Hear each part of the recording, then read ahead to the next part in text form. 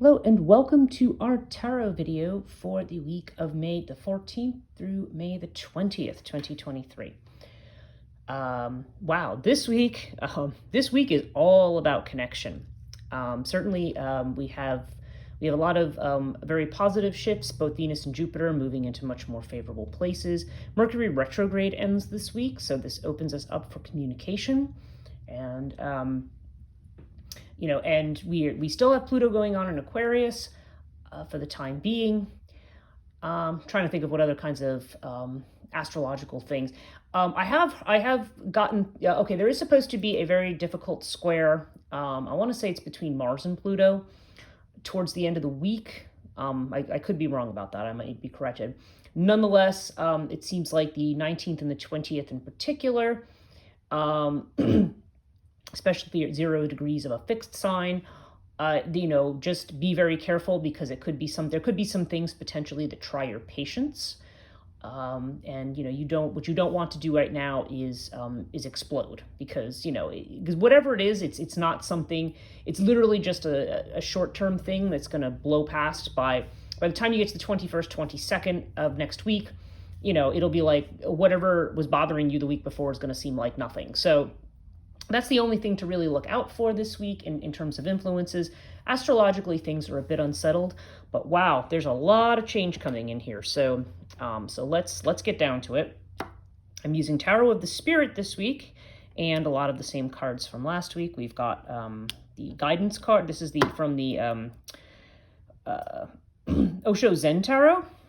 This is the Wisdom of the Tao, Celtic Tree, Dark Goddess Oracle, Fairy Oracle, Essential Oil Oracle, Moonology, Yogic Path, and our Norse Rune. So, pardon me. Okay, so let's get on with what we have today. Okay, just like last week, we have the Lovers again. Okay, and then we have it with the Empress and the Seven of Wind, which is the same as the Seven of Swords. So this is so actually, again, a very nice dynamic. The Lovers plus the Empress. Normally when I read, I don't necessarily assume that these cards have to do with relationship, but it's so strong in this reading, in other places, as we're going to see, that I feel like this is a, it may, and not everybody, obviously not everybody, like if some of you who are, have been in relationships for years, it doesn't necessarily mean a new relationship's coming in. It could be a revitalizing of existing one. It could be transforming something and taking it to a next level. It could be engaging in some other kind of partnership. It could be another important friendship or a business partnership. But I do feel like relating of some type is important this week. The Lovers can mean choices, but I can't help but to feel that this week that the Lovers means, does have to do with relating. We have this with the Empress, and the Empress is, of course, about, this is very abundant energy. Certainly if you're talking about a love relationship, this is very much filled with love, sexuality. The Empress is Taurus, and tends to represent things that are growing, like the planting the seeds. It can be associated with things like pregnancy. Again, not necessarily meaning that literally applies to people. It might and it might not. But the Empress is, there's definitely this sense that you have planted the seeds for something. We talked a lot about manifestation last week, so it seems like we've tilled the soil, we've planted the seed, and now we're waiting for this to grow. And this seems to be this idea of whatever is growing in the sense of community or in relationship. The thing we have to watch out for here is the Seven of Wind, because this has to do a lot with self-sabotage. I find the Seven of Swords, it's a tricky card because it can indicate, somebody who's watching, somebody who's saying something behind their back, or somebody who's keeping something to themselves in some way. And so I feel like, you may feel like you don't have all the information. You may feel, you may be unsure of a person or situation, but I don't know why. The phrase self-sabotage comes into my mind more with this. So I feel it's more like, we may be in a situation that we think is too good to be true, and we might kind of go, oh, I don't know, maybe there's got to be some catch here, the old expression, waiting for the other shoe to drop, or just waiting for, waiting for somebody to give you the aha, I knew this wasn't as good as it looked, but I don't think that's what this means. I feel like it's saying, this is a good thing that you've got here. Don't spoil it with self-sabotage. That's kind of how I feel about this. Well, it's not kind of, it is how I feel about it. Okay, so if we move over here to our Osho Zen card, we have guidance, okay? So guidance suggests that we are being guided on our new path. Like we are not walking this path alone, okay? And this guidance typically, again, if you're somebody who works with certain spirits or maybe angelic beings or whatever, whoever you feel your guides are, this would be a sense of, tuning in, paying attention to what your guides are saying, especially if you haven't been for whatever reason. But this can also just have to do with your own internal guidance. Again, back to listening to, what your inner voice is telling you, towards, using as a compass what's inside of you that makes you feel like you're going in the right direction. I don't feel like you're going to be steered incorrectly at this point. We have the Kailak, which this is a great card actually in the Dark Goddess Oracle, because it has to do with like the worst is past you. It's a card of endurance. So in other words, it's like, okay, you've been through a lot of stuff. We were certainly talking about tests and stuff last week. This card would have to do with saying, okay, as of this week, the worst is over. Okay. And now you can, now you're moving into a space where you can kind of, and relax and just know that, you've shown strength and that you're ready to move on to the next thing. We have the U card over here. Now, U, again, this is the idea of endings and new beginnings, because U is it's typically the tree that's planted in graveyards. And, the yew tree, that's the whole idea. It's one of those trees, kind of like evergreens, of a type that represents something that's everlasting. And, so yes, this is ended, but, the cycle continues. Something new is coming about. So, so yew is definitely indicating, this definitely is ushering in a new phase for you, okay? No pun intended. Okay, Osho Zen, I'm sorry, not Osho, keep confusing my card names here. Wisdom of the Tao, we have actually two cards here. We have, that came out. We have the Master card, and then we have the Power card, the Dragon card. And these are both great because Power indicates, okay, you're in control of the situation. You can move forward with confidence. You've got the power to do what it is that you want to do. You've passed this test over here.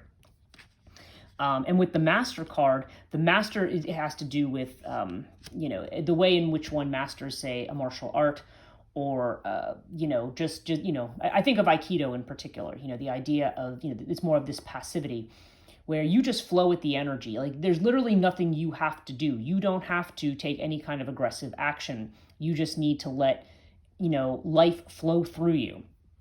Again, don't do this self-sabotage thing. Like just let things flow, because things will come to you effortlessly this week. Okay. If you just get out of your own way, let your mind, let your mind not be in the way, you will find that you'll very easily, the answers you need will come to you. Your path will be much clearer. And in connection with that idea, we have Chinnamasta up here on the yogic path cards.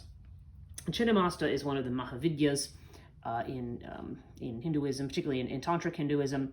And Chinnamasta really, if you see, she's a self-decapitating goddess, okay, who feeds, the streams of the blood that she feeds her Dakinis here, and she's standing on a copulating couple. She is, it represents like getting into the power and the flow of life, like cut your head off. This is not, again, it's back to this.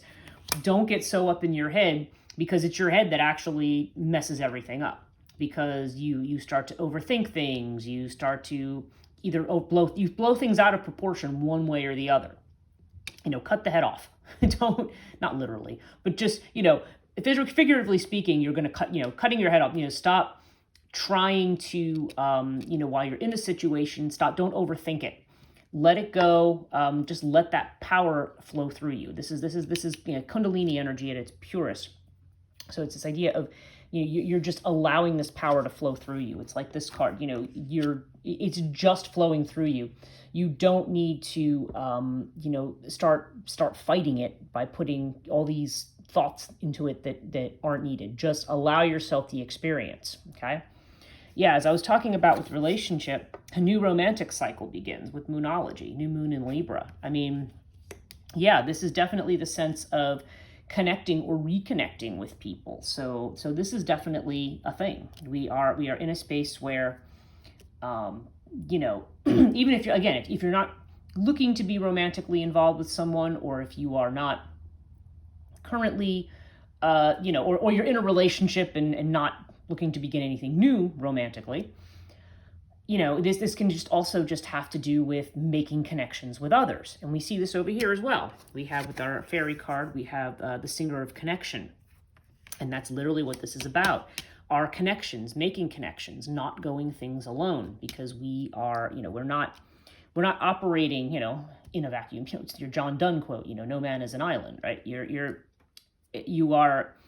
operating in this is all about interacting and connecting with other people and allowing life to just flow through us and to enjoy the experience without trying to worry about the past, worry about the future, and getting all of those what ifs and yes but, kinds of things. Don't, our minds, we have a tendency to do that as human beings, okay? If you find yourself doing that, don't beat yourself up and say, oh, I'm doing a bad thing. You're just recognize, go with the flow of it and just let it. One of the meditative technique that I often talk to my clients about is being able to detach from things and look at things as though you're watching a movie. So if you are feeling yourself, like if you're feeling very frustrated or you're feeling very, you have a strong emotional sense of some kind that you feel like is overwhelming you or maybe even paralyzing you, you want to step back and watch it as though you're watching a movie. Sometimes it even helps to, I find myself doing this sometimes, like externalize it in some way, like make up a story. If you're somebody who's a writer or who's creative, like make up a character and like kind of project it onto that character, like watch something happen. So it's kind of like you're working through it, but you're doing it through a projection, which is the way we tend to do things naturally in our psychology. We learn about ourselves through our interactions with other people. That's what projection is. Projection isn't always negative. Sometimes we're able to see, as long as we recognize that in the other person, we're looking at ourselves, okay? We're not, we can make it all about them, but then we may be seeing things in ourselves that, we like, don't like, our interactions with others tell us a lot about ourselves. So sometimes, if you're in a certain situation where your emotions are overwhelming, and this is sometimes why we like to talk to people too, because it allows us to get our feelings out and talk about them. But if you don't want to do that, sometimes it's just best to stop where you are, and look at it. Or even if you just take a step back and watch your thoughts go in front of your mind, in front of your head, like you're reading them on a scroll or seeing them as a series of pictures in front of you. Don't, take yourself out of it for a minute. And if you're finding that you can't get outside of certain feelings or fears, another good tactic is to basically look at what your scenario is, what you're afraid of, what you're upset about, and think about like how, if your best friend, a person you're really close to and care about, or your child or whatever, told you, what you're feeling now, how would you advise them as like an outside objective, theoretically objective, caring third party, okay? So these are just all things to think about if you find yourself getting caught up in your head. These are all ways to get out of your head. Okay, so we've got, our essential oil oracle. Again, I ended up with 2. So we have marjoram, which is a comfort, card of comfort. So our trigger would be people cannot be trusted. So again, that's back to the idea of, oh, I've got this connection. Can I really trust it? The true statement is, I trust my heart. Your big, beautiful heart is ready to open. Trust that you will be able to discern who is best to walk with you. Yeah. Okay, so that also fits this theme. Our second card is magnolia, which the word is amplify. It says, I can't get anything right. The true statement is, I'm in divine time. So it says, harness your loving energy and watch as one miracle unfolds out after another. Yeah, so there's definitely this sense of connecting with somebody, or maybe just being in a space where you feel like you're where you want to be and you can't really believe you're there, and is this a real thing? There's definitely a sense here of, just allow this to happen. Don't let your mind tear down or diminish the experience for you. Okay, because you can believe that you're where you're about to go. Okay, and finally we have our Norse rune, which is Ingus. And Ingus is first of all, has to do with completing beginnings, but this is also a rune of connection. Okay, it's not particularly the rune of partnership in the runes, but it is one about using your intuition, about connecting with others, and and completing a cycle and coming together. Okay, so this is the idea again of this. It kind of goes with this endurance card. There's this idea that we have finished something, and again, if there's any business still outstanding, definitely a good time to finish up. But this also has to do with the ebb and flow of emotions, keeping our feelings in check. But it also has to do with that. I think they say this is the rune that has to do a lot of times with the sacred marriage. As I think as Ralph Blum puts it, the hero and heroine live happily ever after kind of thing. There's definitely this sense of emotional connection here. So this week looks really, really good. Just get out of your own way and allow yourself to enjoy any new changes that are coming in. And when good things come your way, don't doubt that they're for you. So that's it. Thanks for listening. See you next week.